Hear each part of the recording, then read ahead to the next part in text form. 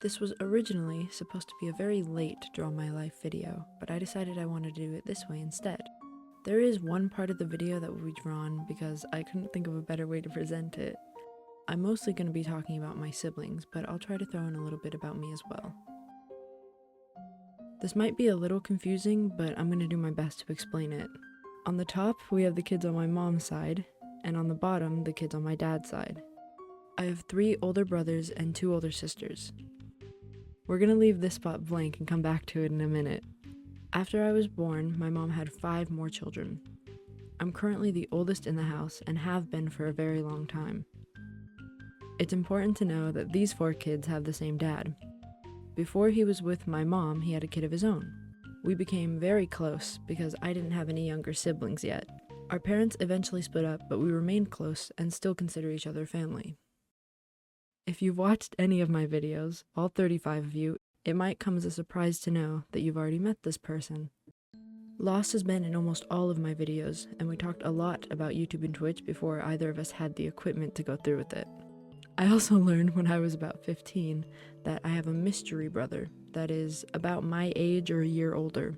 I think I might have a mystery baby brother as well. I've never met either of them, so for me this is more of a fun fact that I like to randomly bring up, and I don't count them when telling people how many siblings I have. Living in a house with 1 parent and 5 younger siblings can be a lot, and I have so many stories I could tell, but I've never had the chance to.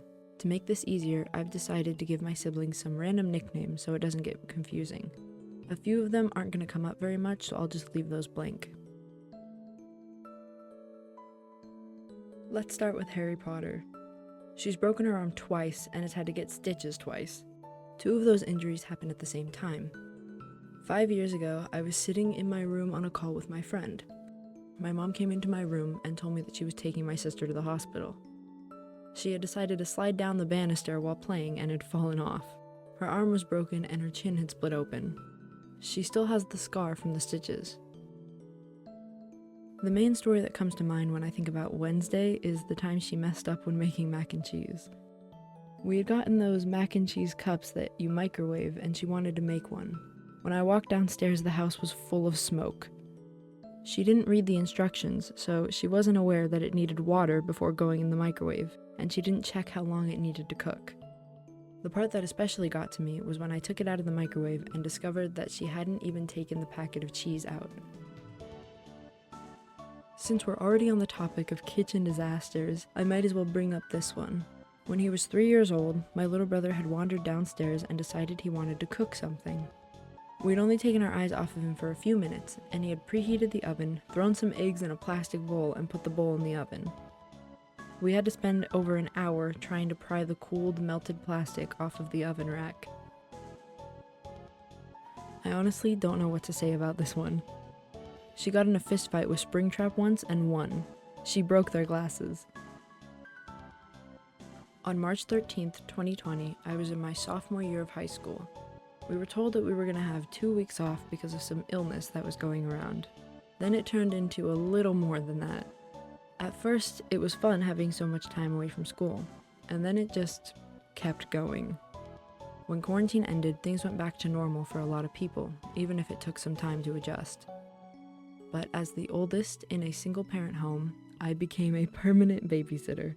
I didn't go back to school, more on that later, and didn't have the time to leave the house very often or get a job.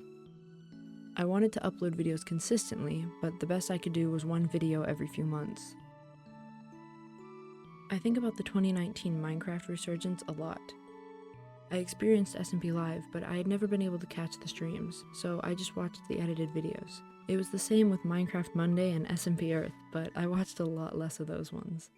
Then, in August of 2020, a content creator that I no longer watch posted a video. He had joined a Minecraft server that I had never heard of, and I had no idea how big it would become. I was a fan of it for half a year. When I was a kid, I wanted to grow up to be a musician. I held on to that dream for so long until one day I realized it wasn't what I wanted anymore. Even if I had developed a voice good enough to become a professional singer, I think I would have felt the same way. We had to think about future careers a lot in high school, and every time it came up I felt lost. I had only ever wanted to be one thing growing up, and now I didn't know what I wanted to do. Seeing people my age have fun while live streaming and growing a whole audience reminded me of this thing that had always been in the back of my mind. I used to make poorly edited videos with my friends on VideoStar and whatever editing app we could find. The majority of people my age did the exact same thing, and every kid wanted to be a YouTuber at some point, so I never thought about it seriously. This SMP didn't make me want to become a YouTuber. It just made me realize that making videos was something I always enjoyed doing. Lost and I talked a lot about making content at this time and would be on calls late at night excitedly talking about the future. When I was 16, I made a deal with my mom.